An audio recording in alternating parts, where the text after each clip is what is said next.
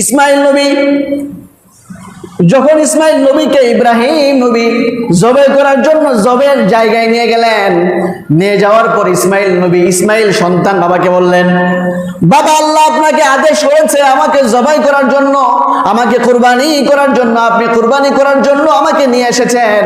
শুনেন, আমি আপনার কাছে 4টা আবদার করি। কয়টি আবদার? জোরে বলুন, কয়টি আবদার? 1 নম্বর আবদার হচ্ছে আপনি আমার হাত পাটা ভালো করে বেঁধে ফেলেন।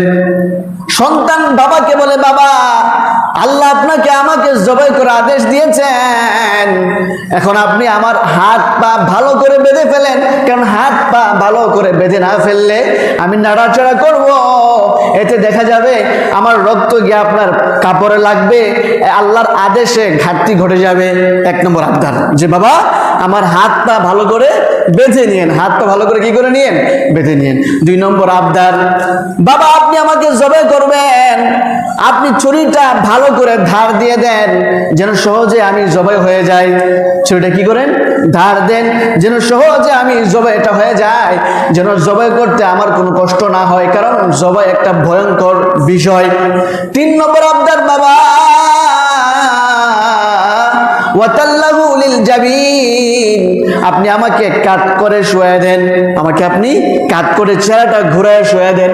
86 বছর ধরে আপনি আল্লাহর কাছে দোয়া করছেন, রব্বুল আলামিন আপনি আমাকে একজন নেককার সন্তান দান করেন। 86 বছর পরে রব্বুল আলামিন আপনার কবুল করছে। আমি জানি আপনি আমাকে অনেক ভালোবাসেন, মহব্বত করেন, আমি আপনার অনেক ভালোবাসার মহব্বতের পাত্র। আল্লাহর আদেশে আপনি আমাকে জবাই করার জন্য নিয়ে আসছেন। বাবা আপনি আমার চেহারাটা ঘুরায় দেন, কারণ দেখা যাবে যখন আপনি জবাই করতে যাবেন আমার চেহারার দিকে তাকাইলে আপনার ভালোবাসা মহব্বতের কারণে আপনার অন্তরে মায়া লেগে যেতে পারে। আপনি যখন আমাকে জবাই করবেন, জবাই করতে গিয়ে দেখা যাবে আপনি আমার চেহারার দিকে তাকাবেন, চেহারার দিকে তাকাইলে দেখা যাবে আপনার পিতৃত্বের স্নেহের মায়া ভালোবাসা এক পর্যায়ে আল্লাহর আদেশ মানতে ঘাটতি হয়ে যাবে। এজন্য আপনি আমার ঘাটটা ঘুরায় দেন। ওয়াতাল্লাহু লিল জামিন, উনি ঘাটটা ঘুরায় দিলেন। 4র্থ আবদার, বাবা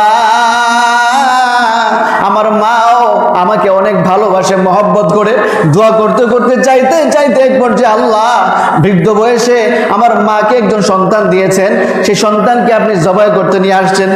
সন্তান বলল, বাবা আপনি আমার রক্ত মাখা জামাটা বাবা মায়ের কাছে পৌঁছায় দিবেন, দেখা যাবে মা আমার রক্ত মাখা জামাটা দেখে কিছুটা কষ্ট দুঃখ মায়ের দূর হয়ে যাবে। আজও সেই চাদর খানি আদর দে আমায়, যে চাদর থাকতো জোড়ায় আমার মায়ের গায়ে, আজও সেই চাদর খানি আদর দে আমায়, যে চাদর থাকতো জোড়ায় আমার মায়ের গায়ে। বাবাকে বলল, বাবা আপনি আমার রক্ত মাখা জামাটা আমার মায়ের কাছে ফিরে দিবেন, মা যেন আমার রক্ত মাখা জামাটা দেখে মায়ের দুঃখ কষ্ট কিছুটা লাঘব হয়ে যায়। যখন ইসমাইল বাবাকে এই কথাগুলো বলছিলেন, ইব্রাহিম নবীর কথাগুলো শুনে বুকটা ফেটে যায়, কান্নায় আত্মচিৎকার দিয়ে উঠে। কিন্তু আল্লাহর আদেশের সামনে বাবা ইব্রাহিম সব দুঃখ কষ্ট ভুলে গিয়ে আল্লাহর আদেশের সামনে সন্তানকে জবাই করা শুরু করলেন। ছুরি দিয়ে যখন জবাই করছেন দেখা যায় উনি পূর্ণ শক্তি দিয়ে সন্তানের গলায় ছুরি দিয়ে আঘাত করছেন। এত আঘাতের পরেও সন্তানের গলা জবাই হয় না। রাগান্বিত হয়ে পাথরে আঘাত করলেন, দেখা গেল পাথরে আঘাত করার সঙ্গে সঙ্গে পাথরটা দ্বিখণ্ডিত হয়ে গেল। যখন তিনি চেষ্টা করছেন তখন উপর থেকে আওয়াজ আসলো, ওয়ানাদাইনাহু আইয়া ইব্রাহিম।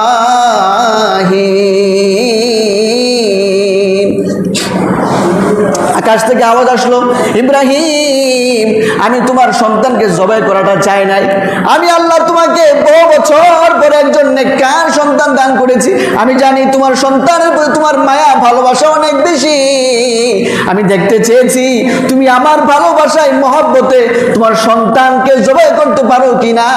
দেখার উদ্দেশ্য হচ্ছে আমার ভালোবাসা তোমার অন্তর বেশি নাকি সন্তানের ভালোবাসা তোমার অন্তরে বেশি। আমার দেখা হয়ে গেছে, স্বপ্ন পূরণ হয়ে গেছে, তুমি সফল হয়ে গেছো, তুমি পরীক্ষায় পাশ করে গেছো। তখন জিব্রাইল জান্নাতে একটা দুম্বা নিয়ে ইব্রাহিমের সামনে উপস্থিত হয়ে সে দুম্বা জবাই করে ইসমাইলের কুরবানির বিপরীতে দুম্বাকে জবাই করে ফেললেন। বলেন সুবহানাল্লাহ।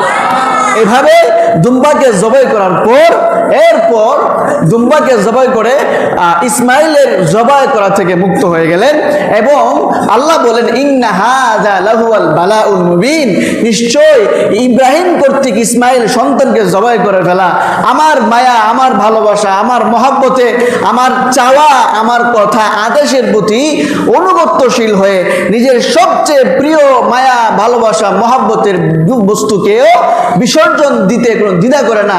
এর নাম হচ্ছে ইব্রাহিম। এর নাম কি? ইব্রাহিম। ওয়াইজিবতালা ইব্রাহিম বিকালিমাত ফাতাম্মাহুন। আল্লাহ বলেন আমি ইব্রাহিমকে শুধুমাত্র সন্তান জবাই করার পরীক্ষা নেই নাই, আমি ইব্রাহিমকে আরো পরীক্ষা নিয়েছি। আমার ইব্রাহিম সফলভাবে সব পরীক্ষায় পাশ করেছে।